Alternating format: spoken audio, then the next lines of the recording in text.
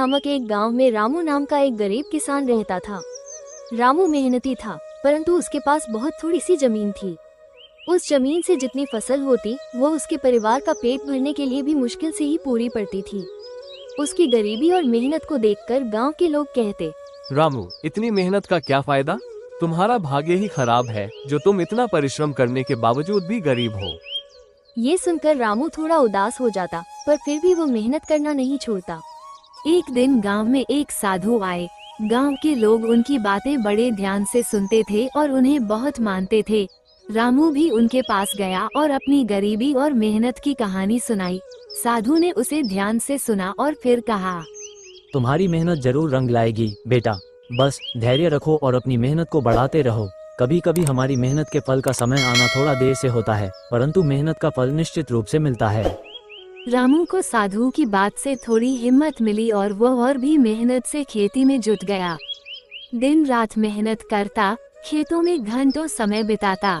समय बीतता गया, लेकिन रामू की स्थिति में कोई खास बदलाव नहीं आया। फिर भी रामू ने अपने परिश्रम को कभी कम नहीं होने दिया। एक दिन जब रामू अपने खेत में हल चला रहा था, तभी अचानक हल किसी कठोर चीज से टकराया।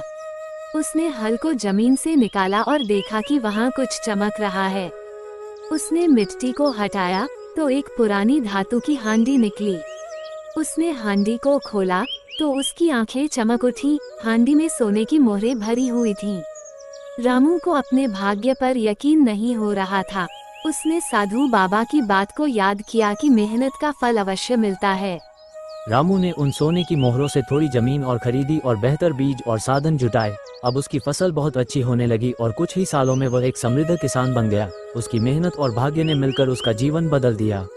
इस घटना के बाद गांव के लोग भी उसकी तारीफ करने लगे और कहने लगे, देखो, मेहनत का फल मिलता ही है, बस धैर्य रखना जरूरी है। रामू ने अपनी मेहनत और धैर्य से सिद्ध कर दिया कि सच्ची लगन और परिश्रम से किस्मत भी हमारे साथ चलने लगती है। अगर आप सारे लोग इसी तरह का वीडियो देखना चाहते हैं तो मेरा चैनल को सब्सक्राइब और शेयर करना ना भूलें।